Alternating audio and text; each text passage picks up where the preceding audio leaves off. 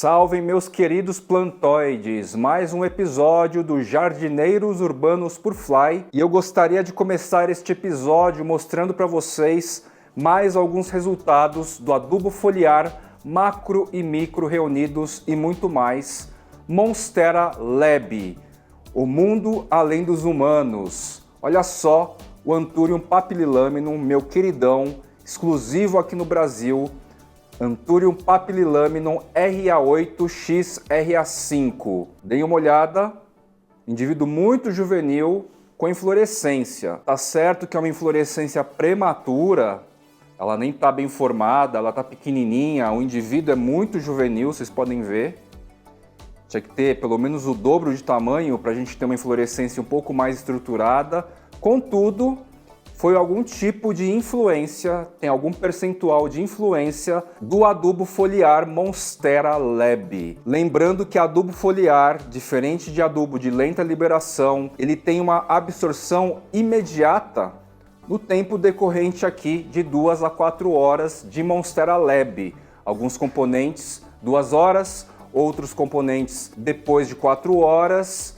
E vou mostrar um outro indivíduo aqui, bem interessante, também juvenil, que trouxe inflorescência por influência deste super adubo foliar que eu tenho usado há mais de 4 meses, ou melhor, em torno de 4 meses. Anthurium papillilaminum tropicalia, além da inflorescência, lâmina foliar ao mesmo tempo, novinha em expansão, lindona, já aqui na estante, mas a gente que está no rolê há um tempo sabe que um bom adubo constantemente para nutrição e saúde, bom desenvolvimento das nossas plantinhas é parte integrante aí fundamental, assim como de repente a própria umidade adequada, tá certo? Agora a gente vai ver um pouco mais dos detalhes que eu apliquei aqui na nova prateleira, na sequência nepentes, novidades sobre nepentes, vou voltar a explorar sobre o tema e seguimos aí a nossa jornada. Agora de manhã eu deixei o umidificador funcionando a pleno vapor aí, no máximo, para dar uma carga mais intensa de umidade geral. Eu garanti que toda a estrutura interna estivesse bem úmida, né? Até molhada. Passaram-se aí algumas horas. Chegou inclusive a respingar no chão, o piso aqui de cimento queimado e tal. Sequei um pouco e eu fiz exatamente isso para garantir que a umidade seja bem homogênea internamente em todos os quadrantes aqui, em todas as prateleiras. Aconteceram gotejamentos e tal, tem água escorrendo pelo plástico internamente, enfim. Desliguei o umidificador agora, está até um pouco nublado, nebuloso assim, por causa disso. Mas esta foi a intenção, dispersar de maneira homogênea e total a umidade, deixar a estrutura interna bem molhada mesmo, para que assim agora eu não precise ficar usando o umidificador propriamente. E a partir aí de medições aqui do termigrômetro, vamos ver quanto que tem de dissipação nessa estrutura. A parte que realmente dissipa mais é a base aqui. Já encomendei também bacias de um tamanho quase que justo às prateleiras. Eu vou trabalhar com bacias aqui, em vez de pratinhos e tal, para rega. Essas bacias vão ficar com um resquício de água também na base e no fundo. Isso vai ajudar a manter a umidade alta. Encomendei um outro umidificador um pouquinho menor do que esse, ó. Esse cara é ótimo, mas ocupa muito espaço.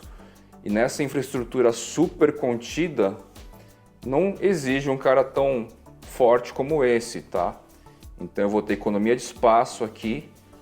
Vou ativar esse umidificador de tempos em tempos. Não precisa ficar internamente aqui ligado direto, é só mais para controle de umidade quando houver dissipação. E esse cara aqui é aproveitamento total, né? O umidificador a mais aqui é sempre bom neste contexto indoor. Está chegando também um termohigrômetro cujo sensor, a partir de um fio, vai ficar interno. Então eu vou colocar o sensor bem baixo aqui, que é onde que supostamente eu vou ter mais perda de umidade. Essa vai ser a minha métrica. A partir do fio, ele vai correr aqui, sair pelos orifícios que eu mesmo abri aqui, os cabos e tal. E eu vou deixar o termigrômetro de alguma maneira pendurado aqui em algum lugar também, para que eu tenha o controle externo. Dessa forma, a parte eletrônica, o visor do termigrômetro, não corre o risco de danificar aqui dentro, tá? Esse carinha aqui eu vou ter que tirar logo, porque esse excesso de umidade aqui, com certeza vai danificar o visor, enfim, vai estragar o aparelho.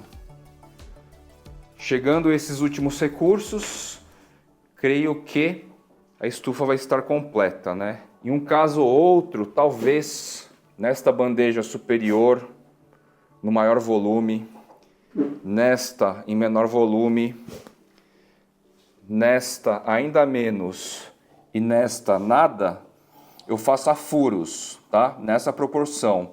Aqui sem furo, aqui com pouco furo, aqui com pouco mais de furo e aqui mais furado. Essa parte onde eu vou ter o umidificador, ele com certeza vai ser a área mais úmida.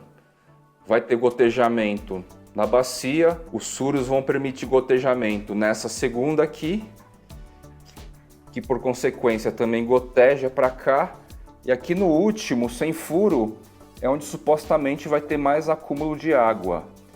Então, além de mudas dentro de potes específicos, para não molhar, eu talvez coloque uma ou outra carnívora aqui, tá? Algumas carnívoras que requerem umidade também, e que de repente eu consiga pequenas mudas, enfim. Estão começando aí na praça umas espécies de nepentes, não só híbridas, mas espécies puras, carinhas muito legais, Highland, ou seja, são plantas de altitude, espécies de altitude, que eu quero começar a trabalhar mais aqui como colecionador primeiro e depois como conteúdo aqui no canal, tá? Eu aposto bastante nas nepentes também, no sentido de beleza e mesmo microclima para as aráceas. Notem também que diante desse volume de umidade, as lâmpadas por enquanto estão todas bem. Realizei essa carga intensa de umidade geral, né? Inclusive gotejou no chão, só que eu não posso manter essa frequência tão alta, né? Não vamos arriscar. Então, a partir aí dessa carga inicial, agora é só complemento de umidade. Quando eu vou de vez em quando, um outro umidificador menorzinho para ganhar espaço aqui, ativar, ligar, vamos ver como vai se comportar, né? Acredito eu que depois de colocar as bandejas, principalmente esta última aqui, que vai ser inteiriça, sem furos, eu vou reduzir bem a área de dissipação. É isso que eu tenho que fazer agora, principalmente. Para fechar a conta de estufa, esse fundo aqui é todo aberto. Então eu preciso reduzir a área de dissipação. Aguardemos estes materiais chegarem para a gente continuar aqui nos acabamentos agora da prateleira de plantas aqui na sala, que basicamente se transformou numa nova estufa, né? Todas as funcionalidades de uma caixa de umidade, de um terrário aquário. Vocês vão notar aí que esteticamente dá para dizer que é interessante, né? Feio, feio não é. Sem plástico, na minha visão, ficaria mais bonito. Contudo, perco aí uma importância muito relevante da funcionalidade, né? Chegou aqui hoje este termigrômetro comprado no Mercado Livre mesmo. E esse carinha é o seguinte: a parte do sensor que capta umidade e temperatura é uma extensão, ele vai ficar interno aqui. Como eu falei, eu vou deixar o sensor na parte mais de baixo, onde supostamente a dispersão de umidade é maior, por causa da abertura. E o visor em si ele é exterior, então eu vou deixar pendurado, visível em algum lugar, para facilitar o controle. E quando é externo assim, eu não tenho nenhum problema de danificação do visor. Aqueles outros termigrômetros que eu mostro aí para vocês, se pegar muita umidade, o cristal líquido perde aí a função, estraga mesmo, tá? Então essa foi a ideia deste carinha. É um termigrômetro com extensão e na ponta da extensão tem os sensores de umidade e temperatura. Bora instalar. A promessa aqui é de ter vindo com bateria e parece que sim. É aquele tipo moedinha, esqueci o nome desse carinha aqui. Parece que vieram duas, vamos ver. O acabamento desse carinha é bem ruim, para falar a verdade, tá? Dessa peça de plástico do visor. Mas se me der uma média com uma margem de erro pequena, não tem problema. Eu preciso ter só uma referência mesmo. Pode estar aí 2, 3 graus mais quente ou 2, 3%, 5% mais úmido ou menos úmido. Tendo essa média, já ajuda bem para ter o controle. Eu vou depois ficar comparando com o termohigrômetro que eu tenho mais confiança aqui, só de teste, para notar aí a margem de erro em relação de um para o outro. Vocês vão lembrar que eu realizei os orifícios aqui para respiração e também para passar os cabos. Esse plástico aqui é bem molinho, precisa tomar até um pouco de cuidado assim para não rasgar, mas se eu condicionar bem, a chance de durar por longos anos, aí, pelo menos um ano, é grande. Também é baratinho, tá? Então, a partir do furinho aqui, eu vou passar o extensor com o sensor lá para dentro, até deixar lá embaixo, alcançar mais ou menos lá embaixo. Tomar cuidado para não encostar no plástico, porque no plástico naturalmente acumula umidade, então eu vou perder um pouco de referência se eu deixar assim. Tem que deixar ele meio que suspenso no ar, meio que pendurar na grade, né, da própria estante aí. E o sensor em si, eu devo aplicar mais ou menos aqui, ó, nessa estrutura aqui, que eu tenho inclusive a Leccanopteris sinuosa, que está explodindo agora aqui, crescendo muito bem. No episódio anterior eu cortei este detalhe aqui, a tomada aqui da extensão só tinha 3 entradas, eu comprei este carinha avulso, usei o mesmo cabo, que inclusive tem 10 metros, eu posso reduzir bastante e aproveitar a outra ponta que já existia nele para fazer uma outra extensão quando eu precisar. Basta eu comprar a ponta da tomada. E conectei aqui num carinha de 5, 4 de lâmpadas e 1 do umidificador. Tá de bom tamanho.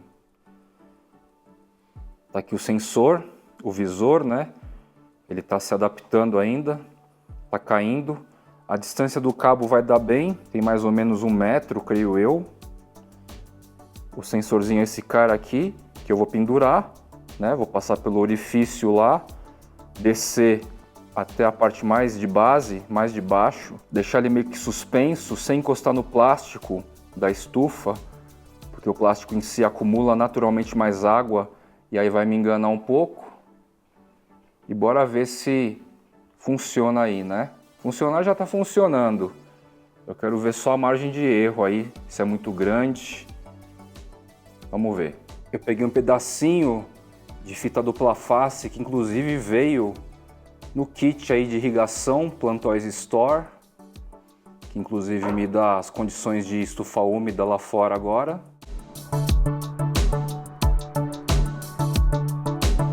E tá aí, ó, o sensor tá apontado meio que suspenso no último andar aqui da estante, da prateleira, né? Tá solto. Está distante do plástico da estufa e com isso eu vou ter uma melhor referência aí de temperatura e umidade, sabendo que a parte que vai ficar menos úmida antes é essa inferior por causa da abertura embaixo aqui. Inclusive temperatura, o ar quente sobe, né? Então a temperatura mais baixa também é aqui de baixo. 22,2 graus e 82% de umidade. Mas o carinha aí vai precisar ficar pelo menos uma meia hora se ajustando aí nessa condição. Neste episódio ainda eu acho que a gente vê a troca do umidificador. Vou fazer essa troca, colocar a bandeja aqui também neste andar. Este cara atualmente ele fica ligado aqui, o cliquezinho no ativo. E na hora que eu plugo na tomada, ele liga automaticamente, olha lá. Eu vou colocar aqui uma tomada automatizada, fazer os sets, as configurações no aplicativo e pedir para ele ligar assim, sei lá, de manhã cedo, 15 minutos ou 5 minutos, à tarde, 5 minutos, antes de anoitecer, mais 5 minutos. E aí fazer meio que um cálculo, se vão ser 2 vezes, 3 vezes, para que eu mantenha essa umidade aqui alta E esse é o cara que vai me ajudar a controlar bem essas características, tá? Ó, nesses poucos minutos, não sei se vai dar para ver aí, mas a gente está com 86%. Muito legal. Eu tô muito empolgado com essa estrutura toda aqui, viu, gente? Chegaram essas bacias aqui, elas vieram um pouquinho menor do que eu imaginava, mas tudo bem. Alguns vasos vão ficar para fora mesmo, sobre a estante direto. E eu já instalei aqui algumas. As plantas estão meio bagunçadas ainda, só testei. E depois eu vou arrumar de um jeito mais interessante aí para mim, para o manuseio e tudo mais. Com isso, em algumas situações, vai acumular um pouco mais de umidade e água dentro das bacias. Eu vou ter um pouco aqui de irrigação com isso, né? Como eu comentei, as bacias vieram um pouquinho menores do que eu planejava, mas mesmo assim eu vou aproveitar agora, tá tudo certo. E meu controle maior é da umidade do último andar mesmo, tá?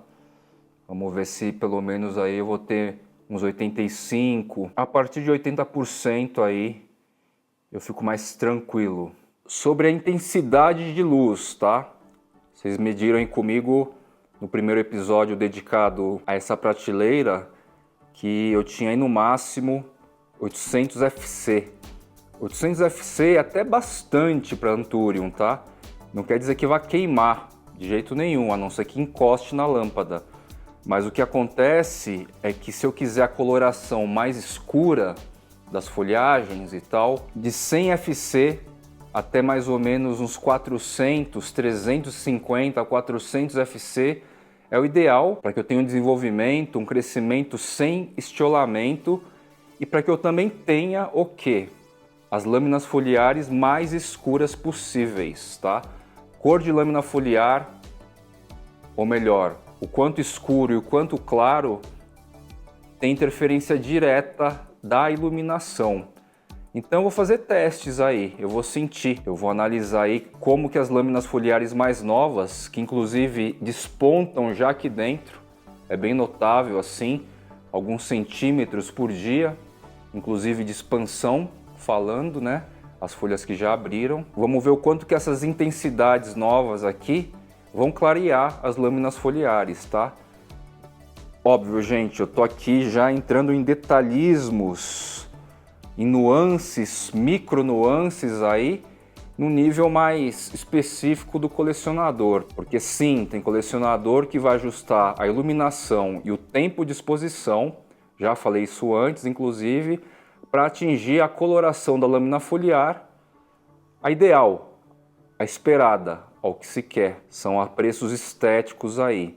Não sei o quanto que eu vou me afundar, desvendar esse tipo de situação, mas como eu tenho indivíduos aqui, tenho tempo para isso, às vezes apenas para teste aí, para trazer referências aí para quem quer trabalhar nesse sentido, com a sua própria coleção, possa praticar aí também. Não sei se eu adoto para mim. As plantinhas aqui estão relativamente organizadas. As bacias estão instaladas aqui. O novo umidificador. Resolvi comprar de uma outra marca para teste mesmo. 2,2 litros esse carinha, tá? Aqui eu tenho deixado algumas variações de PAP, aperfeiçoamentos, plantas mais relacionadas a Papililaminum. Aqui tem alguns híbridos e espécies. E aqui são variedades com nervuras mais acentuadas, assim. Organizei por enquanto mais ou menos assim, tá? E aqui embaixo eu tenho sementeiras. Tem algumas mudas por corte. As bases estão por aí. E muito provavelmente neste andar, depois eu reorganizo ainda. Nesta bacia eu vou colocar o quê? Nepentes. Estão chegando aí 2 espécies puras, muito interessantes, tá?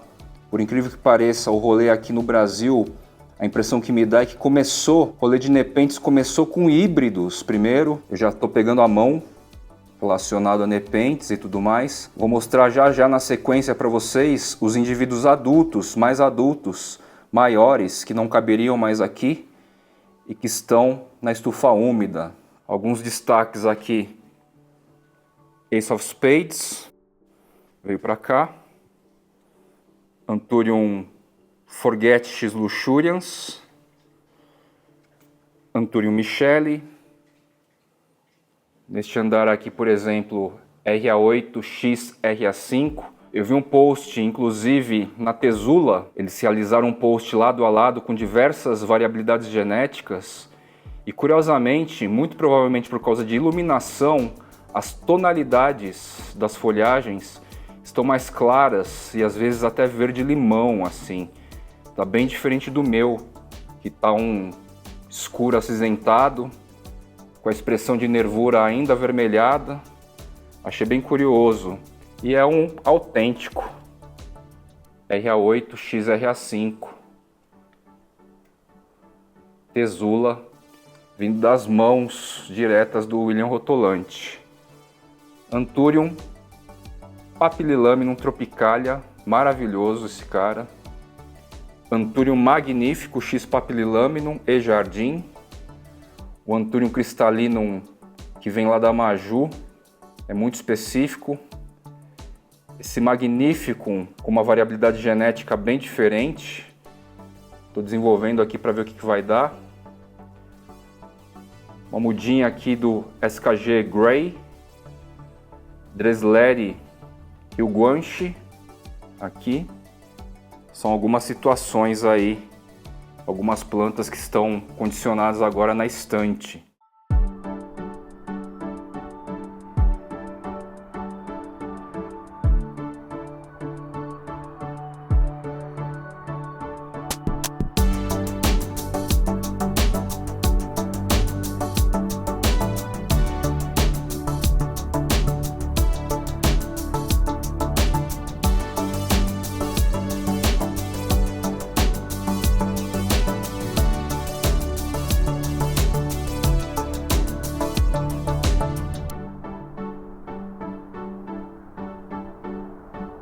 Nepentes. A questão é o seguinte, estava no desafio aqui de acertar o lugar, o microclima ideal para o quê? O desenvolvimento de assídios, né? Quando a gente atinge o desenvolvimento de assídios, é sinal que a gente está com um microclima ideal. E o cultivo assim passa a ser mais pleno, né? Ter nepente sem assídio é um pouquinho complicado, né? Vieram os insumos para o Sombrite aqui, tá, gente? Eu resolvi instalar mesmo o Sombrite aqui. Em breve a gente vai acompanhar a instalação. É só uma faixa pequena aqui que vai ter, basicamente para essa área, que começa a queimar, inclusive. As nepentes mais resistentes ao sol, inclusive, estão queimando já. A Ripsalis está queimando, então não deu muito certo a ideia. Vai ser um sombral aqui sintético mesmo.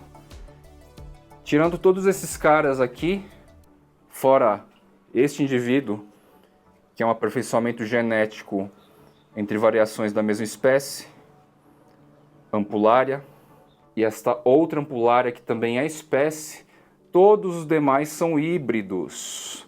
Então, o que eu quero dizer é que espécies puras de nepentes começam a surgir aí em maior variedade, tá?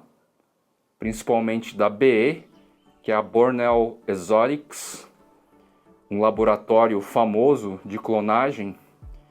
Eles estão produzindo aí, desenvolvendo muitas espécies a partir de cultura in vitro. E aí, agora a gente vai ter umas espécies interessantes. Para quem vem da vertente das aráceas, a ideia de espécies puras também é muito interessante, né? Eu vou dedicar um episódio especial para duas variedades.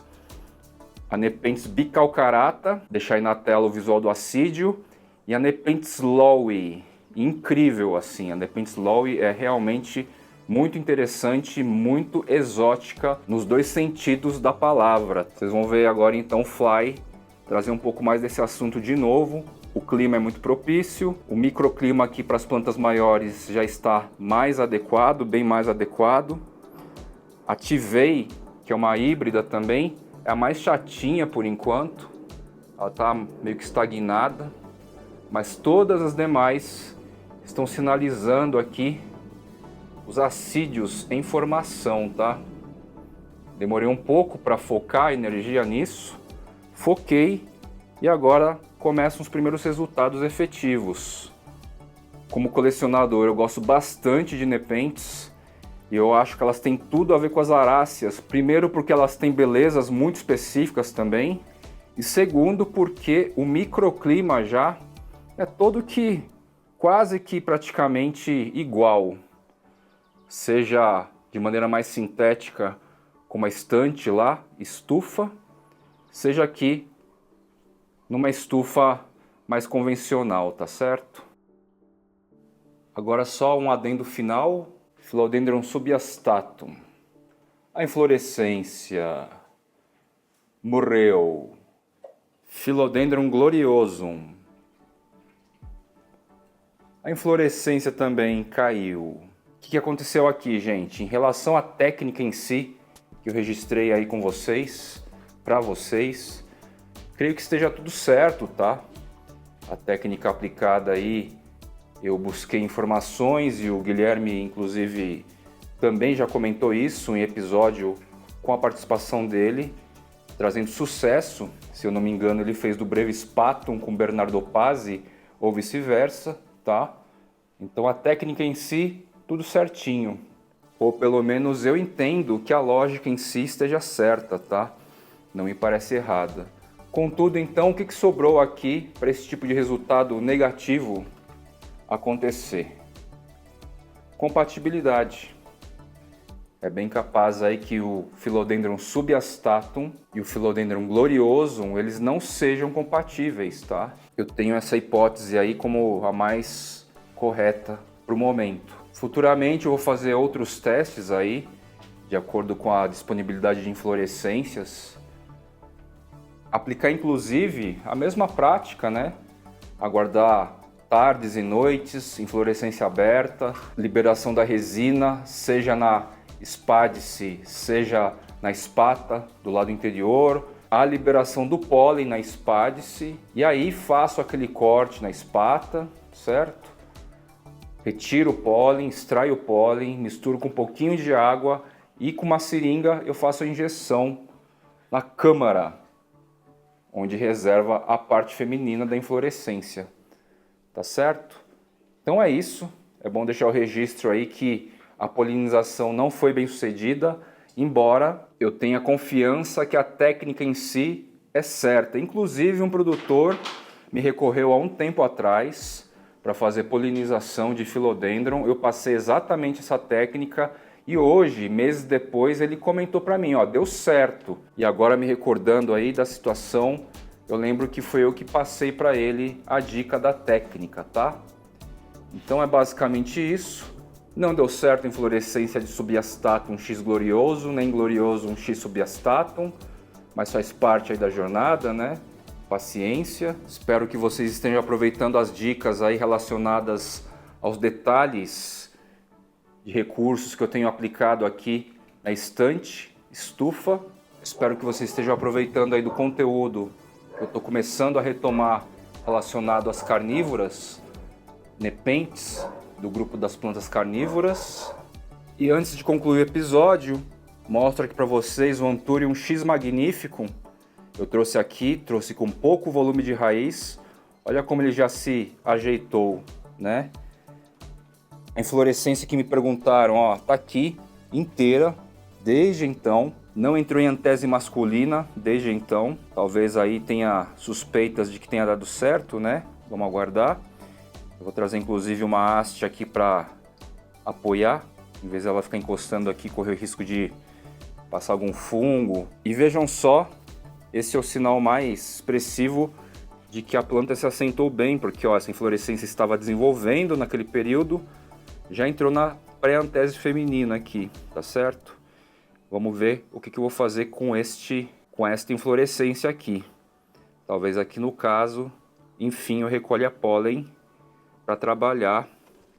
E eu tenho que proteger esse cara porque as abelhas euglossa, elas são extremamente agressivas Elas vêm com muita fome aqui durante a antese feminina.